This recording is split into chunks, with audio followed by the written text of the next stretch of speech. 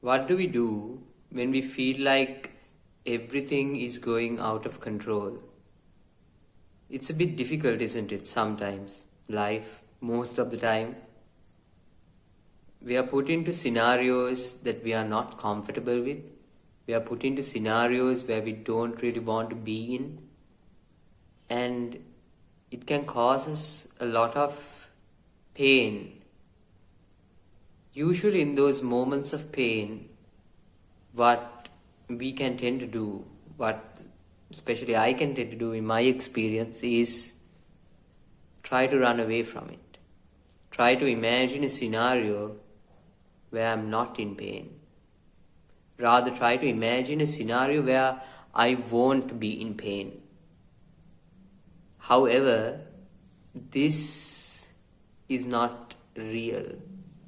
It's kind of paradoxical in the sense the fact that you value that particular place you want to be in when you are in pain. Like, for example, a personal example, right now we are having clinicals and we have the surgery appointment, and it's not extremely hectic, but it is hectic at times, and sometimes it seems like a bit much, because from morning to night we'll be in the ward, and it's a lot of work, and me being, if it is in my personality to be this like laid back, chilled out guy, and this goes against that completely, because I am thrust into an environment where I am almost forced to be responsible, to work, to function, and there's so much expectations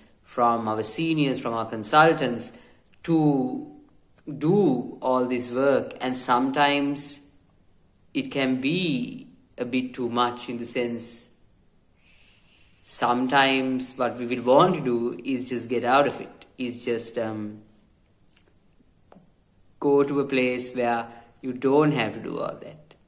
So I just keep on dreaming the time where I can just go home, or maybe just lay back and not really do anything and meditate. Like with me, I've always imagined this kind of lifestyle where I'll maybe be doing something small, and most of the time I'll just be meditating and maybe relaxing. I mean, I'm not really an expert meditating in the sense, I mean, in the conventional way, I can't just like sit in one place and meditate for like 6 hours, not 6, like 3-4 hours or something. Like, I can't do that, but I can stay up to a certain extent.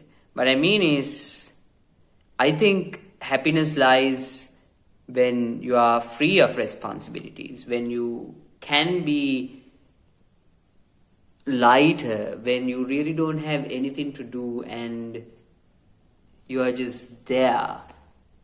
But that itself is an illusion, because that's not real. In the sense, there have been times I've been home and really not been doing anything, but I've never really been happy then. I've been sad in a different sense. In the sense, I'd be like, oh, what's the point of this? Like say you were really busy for like a month and you get a holiday. The next few days is going to be really good because you're free. But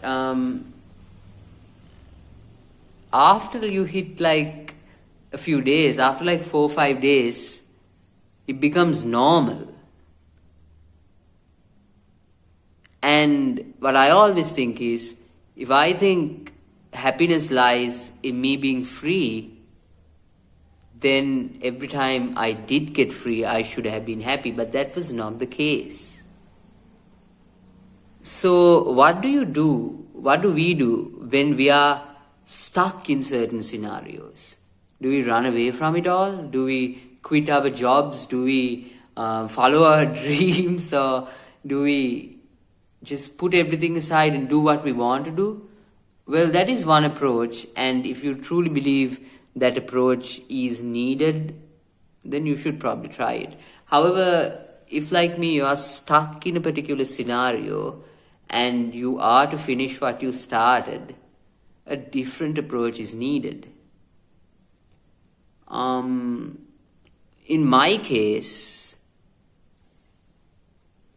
see, it's funny because you can't believe that you'll be happy and you'll be happy, in the sense like you can't be thinking, okay, don't be sad, or you can't be thinking, okay, I'm happy, or I'm not affected by this, or I'm okay with this, when you're not.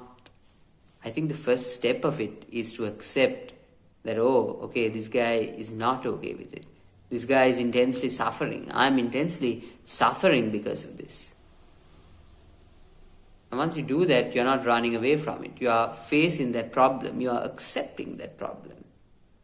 I think the next step is to understand why that is. Usually, the place where we want to run to is a part of the problem, because we genuinely believe that happiness lies in that particular place. I love that term, happiness lies. It's in that particular place, because it lies. Happiness does lie to us. If happiness did exist in that particular place, whenever I got that particular place, I should have been happy. I've been fortunate enough to have a lot of breaks in between my university education due to various issues. And I've been getting like a lot of big breaks. Like we would be really busy for like a few months, and then for the next few months we'd be free. And I've always thought when I was busy, like when I become free, that I'll be happy. But that was almost always never the case. Like it was a different atmosphere. It was a different kind of sadness, of disappointment, which existed when I was at home. And at those points when I was at home, I remember being really confused, because this is what I wanted to do. This is what I wanted to be.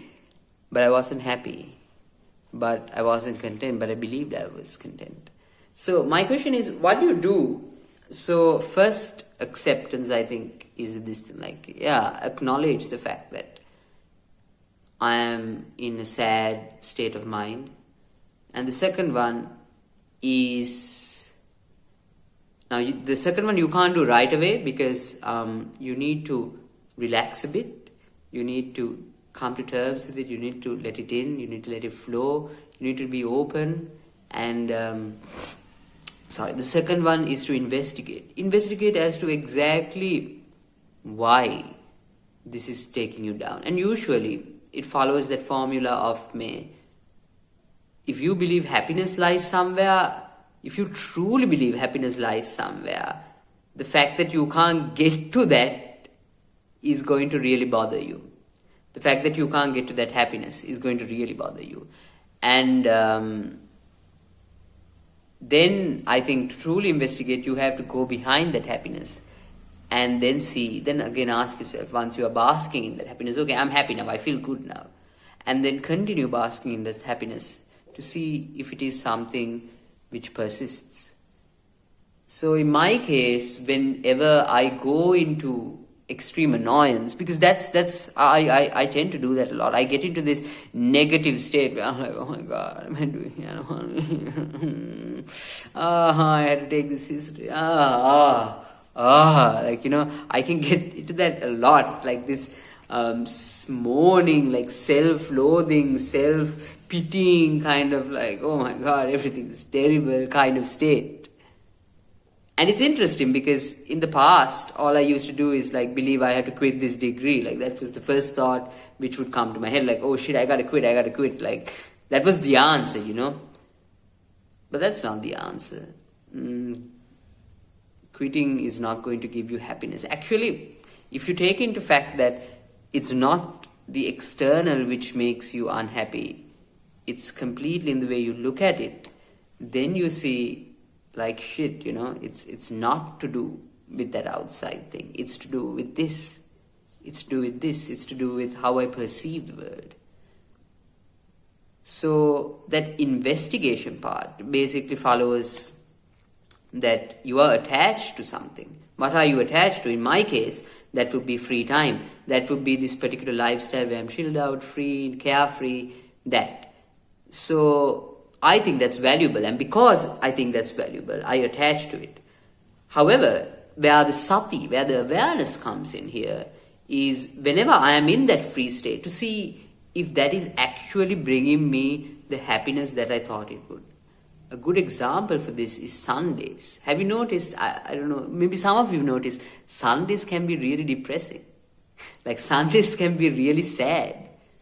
That's because we work the entire weekday and we're not really happy where we are. I mean, some of you all, I'm guessing.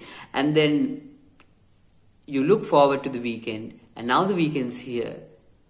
But it's not as good. You are worried about Monday. It's crazy, like you've stayed Monday to Friday hoping for the weekend. Now the weekend's here. Like in my case, it's Monday to Saturday. Now Sunday's here. And Sunday is ending, and you can't enjoy that little bit of Sunday because you are worried about Monday. And it's terrible. Like, we really don't have contentment in that present moment. I don't. It's a work in progress. Another thing I've noticed is, like, some people, I've had people tell me, like, maybe you need to stop doing this particular thing, like stop doing this particular practice and focus on your studies. I think it's the same thing. I don't think the practice is a burden to the studying, because it's not something where you sit, it's not something where you actively switch on or off. It's something you are doing every moment of the day. And by saying that, I mean you are always in that awareness. Not always. It switches on and off. But you're always in that awareness, and you're always trying to investigate what's going on here, because you're not going to believe that there's something wrong with the world. Everything's right with the world. Everything which is happening to you is right. The only thing wrong is how you are going to process this information. We've been processing it wrong, and that's essentially what ignorance is, avidyava is. We've been processing life wrong, and because we are processing life wrong, we are getting a lot of dukkha, a lot of suffering. This itself is the Buddhist teaching. And every time I have dukkha, that gives me more shraddha, more faith in this practice, because it's like, oh, okay, I need to work on this. But the thing is, results don't come like that. It's a slow process, but we'll eventually get there. So if you are someone who is in pain, who is going through something, and who feels like, nothing is working out and everything's kind of terrible, don't worry. Come into awareness. And once you come into awareness, try to look at it, try to understand what it is. Try to see where you are attached to. And try to see what you believe is happiness. Because that is usually the root cause of the problem. Yeah. Take care.